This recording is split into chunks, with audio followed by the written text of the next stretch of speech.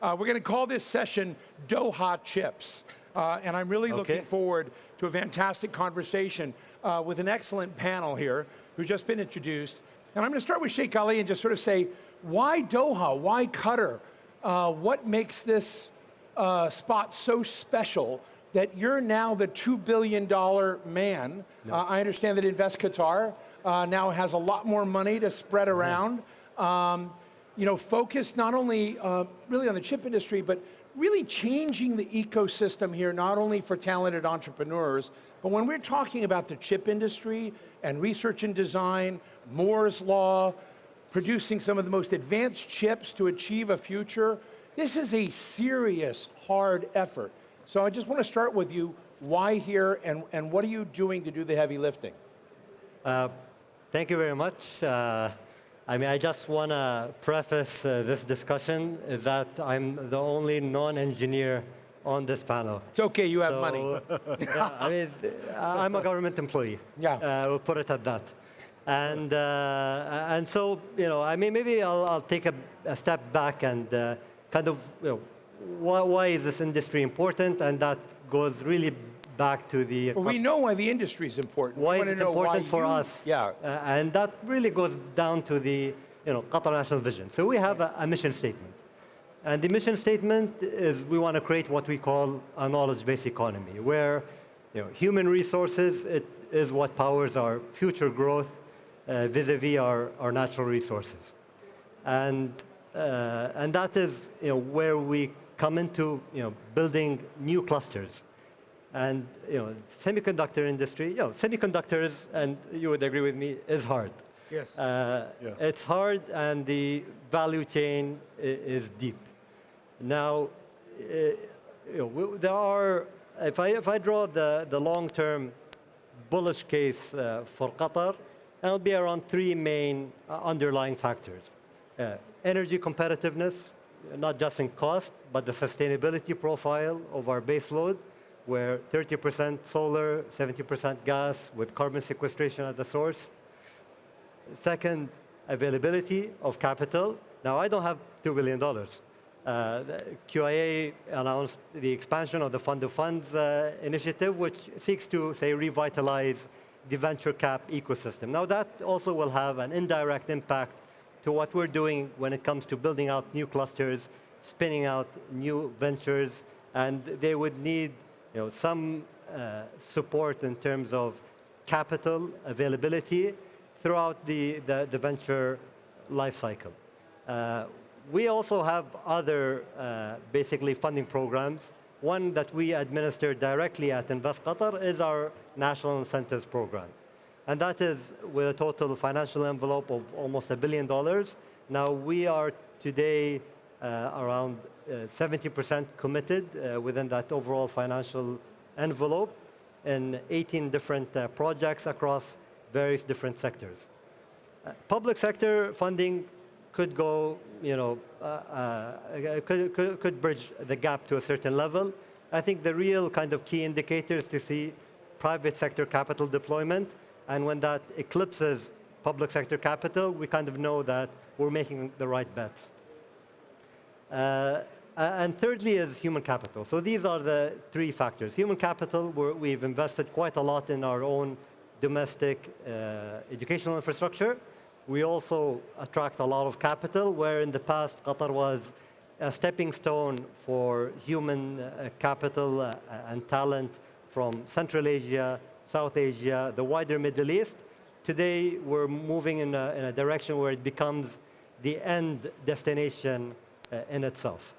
Now, from that, I'll go into, when it comes to cluster development, which is part of our mandate, we actually looked at the various parts of the value chain in the semiconductor sector and what makes sense, what could be competitive in the long term. There's a few global dynamics that come into play here. First, I mean, there's a massive expansion of manufacturing capacity, but there is this divide between, say, manufacturing capacity and the capacity to design and verify chips. And actually, we're placing our bet not really and where there's a high capex, kind of high subsidy, high competition. There's a lot of competition around manufacturing. We're looking at design, and design is very human capital focused.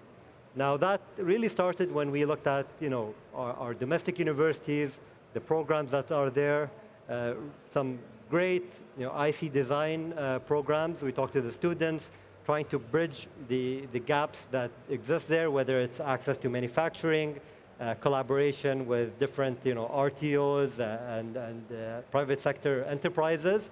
And from there, I mean, we saw that potential. Now there's ability in terms of the domestic throughput of semiconductor talent, but building that out, but also in terms of attracting a wider regional base of human capital in this sector.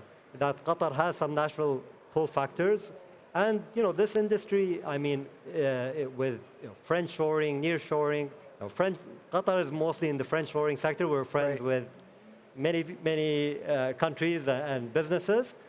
But I think companies are going to diversify horizontally in more regional hubs where they can access human capital, and that is kind of our positioning. Well, let's get into that. And I've got Max here, so all of you know, at IMEC, is really the world's premier, along with ASML, R&D, design, nanotech, semiconductor chip design. We have Martin with Analog, one of the major chip producers in the world. So you've got two of the giants in this field. And so I'm going to set Sheikh Ali up for a challenge here. Okay. What could he do to most screw up this plan of looking at how you step forward into a talent ecosystem? You've got a little bit of money. I would say you need a lot more billions, actually, to get where you need to go, is my friendly critique. It sounds like a lot, but industrial policy is expensive. And then when you begin doing that, what is the biggest blind spot you both have seen in your careers of a lot of other places that said, oh, we want to become a hub of the global R&D chip sector? Max? So first of all, Steve, thank you very much for taking time from the TV and moderating this. Second, I'm very proud to be on stage with two people that I have deep respect for, and I'm proud to call them my friends. And you're partnered here, right? Yes, we are partner and we are friends. So first of all, it's good to go back and look at the history and put into perspective why people are talking about semiconductors so much these days. Obviously, there's a geopolitical angle. I'll stay out of that.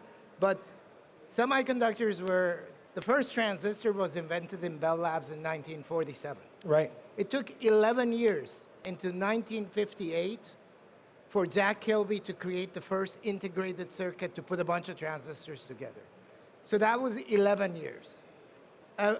If you look at the last 40 years of semiconductors, we have lived really under the radar of every normal human being in this planet. Right. We have created a network across the globe.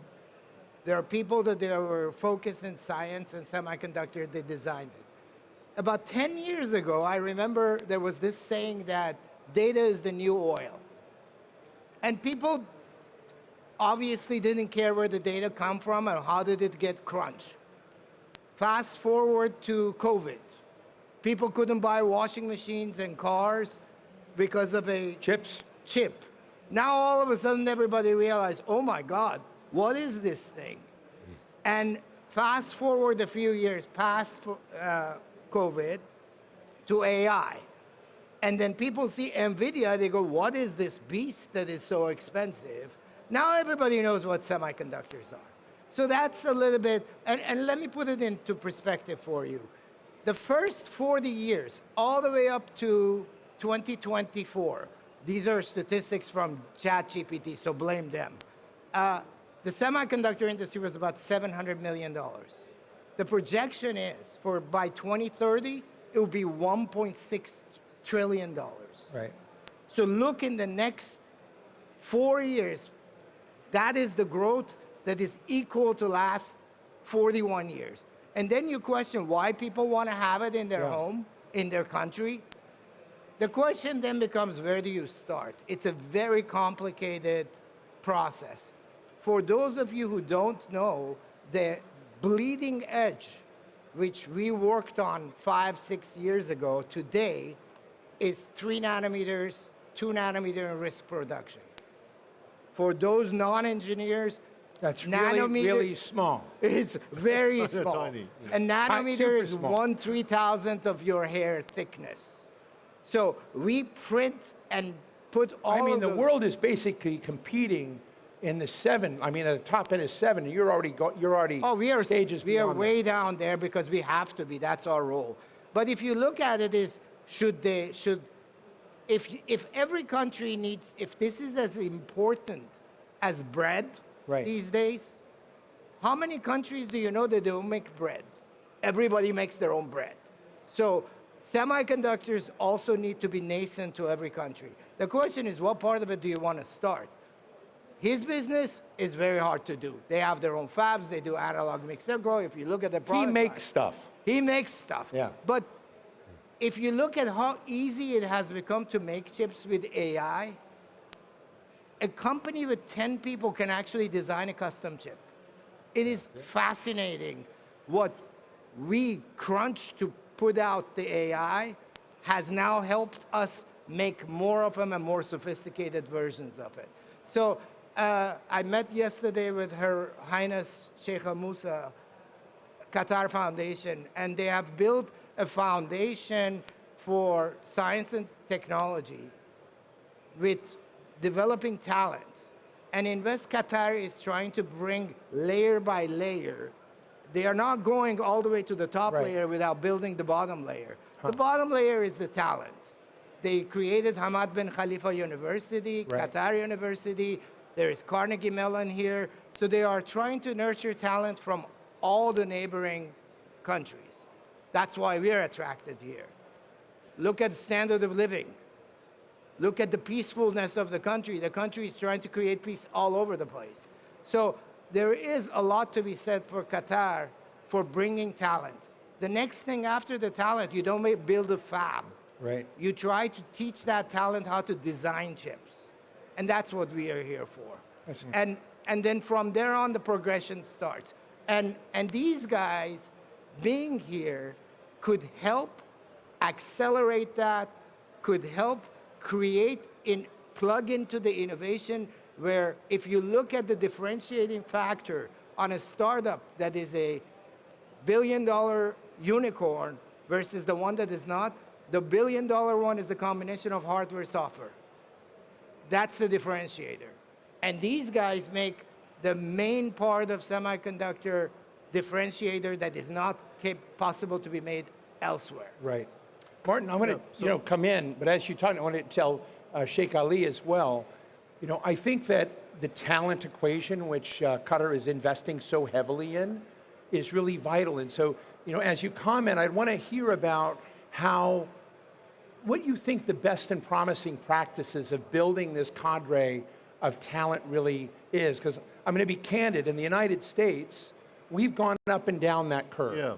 We've seen other countries do staggeringly great in doing what Qatar is trying to do while we've slipped. So there are things that matter in terms of focus, and there are distractions. So I want to get into not a rah-rah story, but tell us not only what are the strengths you have, but how can you screw it up? So thank you, Steve, for bringing out some key points. I'm going to tell you all about my problems. Okay. So, but actually, it's a very unique time of acceleration. First of all, it's great to be, it's a world of trust when you're developing something that has a big impact on particular industries. So very much appreciate Sheikh Ali. We've spent some time together through the last year or so, but many, many years with Max and the team at IMEC. So when you look at the history of semiconductor, it was a history of device, right? But now you look at where semiconductor is, and everybody talks about data center. They talk about 2 nanometer chips going to 1 nanometer. That's a world of big data. Yeah. Putting big data to use, data is the new oil. Putting big data to use is about solving problems that are worth solving. So one of the things I would say that is unique to my experience in the last couple of days here is looking at the network and the openness here, but also in the region. It's a little different. If you look at the 3-hour radius around Qatar, it's 2 billion population. You get to an education system that is strong, very, very deep domain knowledge. When I look at business, we look at what is semiconductor going to do? Not just is semiconductor is growing, it's getting to, I think the prediction a couple of years ago was that by 2030 it would be $1 trillion. Max outlined it's now 1.6 trillion. Something is happening. Right? It's accelerating. It's not normal. Right? When you look at the ability to speed innovation, it takes a signal, it takes a value chain which goes through multiple levels, multiple layers. Max talked about layers upon layers of expertise. You do need the best technology at the lowest level, but we're seeing, for example, looking at environment and energy, your Qatar Environment Energy research team looking deeply at how do we make sure a data center stays efficient, stays with long life. How do we make sure that the energy and cooling of the data center is where it should be? So these take specialists in energy, specialists in how to construct cooling. This is an ecosystem. So can I stop you there for 2 seconds? Sure. Is energy a big part of the picture, short form? Because I don't want to interrupt him too long, because again, this is not a session about the United States, but one of our constraints in the US is the price of energy. So as you look at new data centers coming on, you look at the power that is needed for them, the chips that are needed for them, one of the comparative advantage points is energy, which is, you know, when you think about the ecosystem, you have that in spades, right? You have so much. So is that part of the thinking in your plan? I mean, definitely. I mean, you know, there is a kind of gold rush when it comes to data centers, building out the AI compute infrastructure, some great domestic ventures, Kai, which has been announced, right.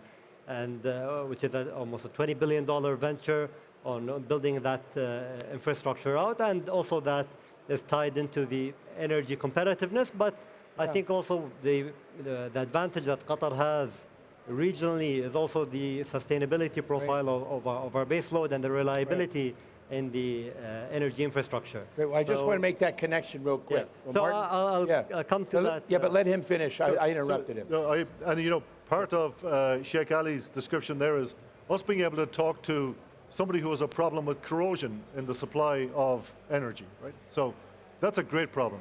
Stability of the energy network. There are problems, right? How do we make sure we solve them?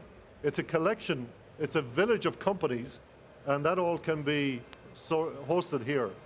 The other area that I think is amazing, and Max talked a little bit about Her Highness, the world of preventative rather than prescriptive medicine. I think there's something particular that can happen here. It's got to do with the depth of knowledge of healthcare, the human body being able to take care of chronic disease, slow down the progression of chronic disease. We've got lots of research now on being able to look at coronary disease and being able to prevent it. So there are some incredible themes that we can take up.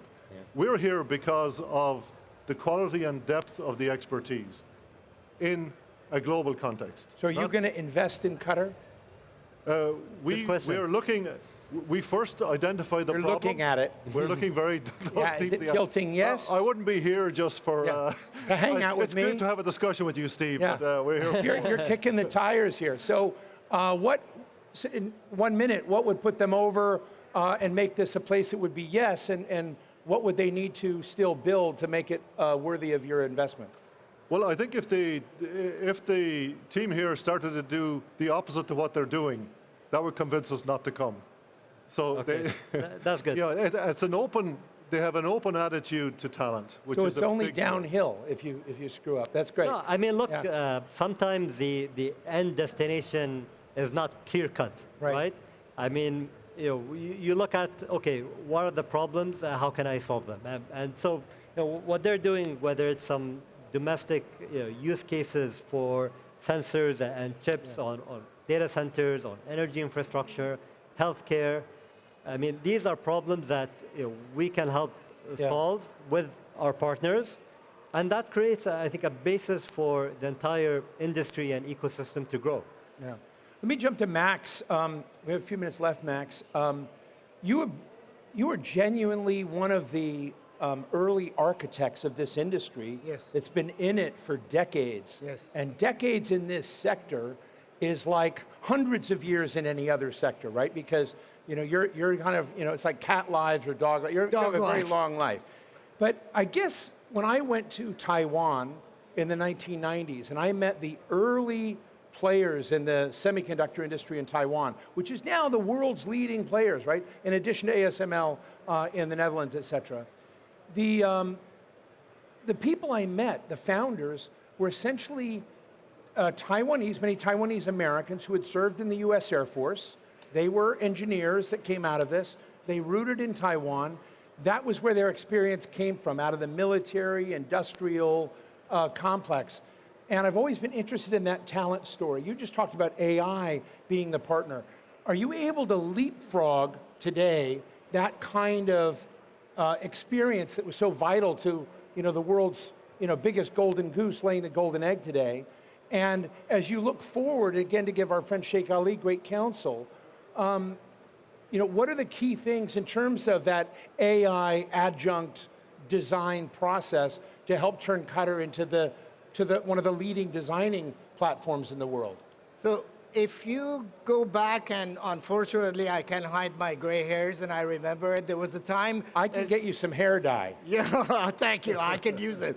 If you look at... Save some for me as well. If you looked in the 70s, at any radio, it said made in Taiwan. Yeah.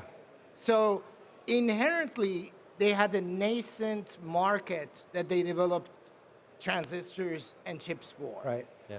So we have come a long way since those days. In fact, So do they need a market like that in Qatar? I'll give you a reason for that market exists everywhere. Okay. In the US, and ironically enough, for those of you who don't know, he has a life in semiconductors, not only on TV. Semiconductors, in the US, we have what it's called a trusted foundry. Yeah. So if you are running your national security stuff on a chip, do you not want to know where that chip was made and does it have something in it? Right. So a lot of people are focusing on trust on the chip and the computation platform for national security stuff. That's one aspect of it. The other aspect, so that exists in every country. Every country wants to protect their data and secure data. The other aspect is, I gave a talk when we opened our center in Boston with MIT. I asked the audience, do you know in the dashboard of your car, these lights that you see that your tire doesn't have enough pressure? Right. Do you know how many of those there is? There is over 300. Wow. At any given point, your car can tell you much better how its health is than you can tell your doctor. So with the sensor fusion and AI, personalized medicine is no longer a science fiction. Right. These guys are making the sensors. Yeah. Yeah. To be honest with you, deploying it and making a compute platform that is bespoke is not something that is out of capabilities of talent that I have seen in here. So yes, they have the market. I'm not saying they want to become NVIDIA tomorrow, right, but they could cater to some of the needs they have. The beginning of a journey is always the beginning, not at the end. Let me ask Sheikh Ali, just in a few minutes we have left, is, as you kind of look at the partnerships and the colleges, the universities, the talent streams, the investors that you want to come into this, and you think about it, I'm interested in the social contract around that ecosystem. And this is a big meta question. I've hung out with every major semiconductor related CEO in the last 30 years. They are a wild crowd. They are disruptors. They are not, they can be polite, but they are rough, abrupt disruptors, old cowboy style players. Like me. Like you. Okay. Yeah, And like I'm interested in whether you know what you're hatching, because if you succeed, you're going to have people who break the rules, who disrupt, who don't want a top-down command control instruction from the government. They're going to say, we need this to succeed. You're opening a box of creativity and disruption. Are you ready for it? Look, I mean, this is a bet that we've done in many different, what is the driver of having a university around journalism, political science in Qatar? You're going to create that same disruption. And that disruption is healthy. I mean, you need to have this contest of ideas. Right. And in Qatar, we're building that. I mean, we work very closely with academia, with industry. Max, tells me what he needs done. My job is to do it. I don't tell him what to do. And I'm not going to tell Martin. Martin needs to tell me, like, look, for me to make this happen, to make it make sense for us and to have, if you're going to invest here, right, we can support you. And support is good till it runs out. Long-term sustainability is important. Having competitiveness in the domestic talent pool is important. And I think it's a long-term bet. It's a long-term bet that we can nurture that talent ecosystem, we can expand that throughput, we can build the collaboration between industry, academia, and the public sector with a very long-term horizon. I think the biggest advantage Qatar has, whether as an energy supplier, as an investor, is that we are always long-term partners. Right. And I think there's a lot of value in that. And so 20 seconds. Yep. What's one priority that we haven't mentioned yet on this stage that they have to get right? 20 seconds. Martin? It's, I think, recognizing the time we're in. This is a time of opportunity. If you look at, everyone talks about data center. The physical edge, the AI edge, is going to be the next wave of disruption. That's a very varied innovation space, and that has to be nurtured. Max? Honestly speaking, I told Her Highness yesterday that her granddaughter will be living in a world very different than the one we are living in. And I wish I could go back and come back again. The possibilities are amazing, and I admire the fact that they are trying to do the right thing for the region and for the people, and we are committed to them. Sheikh Ali, what's one priority you have we haven't discussed as we close? Look, I think to summarize, it's one thing, and Max always draws this proverb. You give a man a fish, you feed him for a day. You teach him how to fish, you feed him for a lifetime. So we're learning how to fish, and Max is helping us do that. We'll leave it there. We have Sheikh Ali Alaweed Al Thani, of course, with Invest Qatar, Max Magoli of IMEC, and Martin Cotter with Analog. Thank you so much for joining us today. Steve, thank you, gentlemen.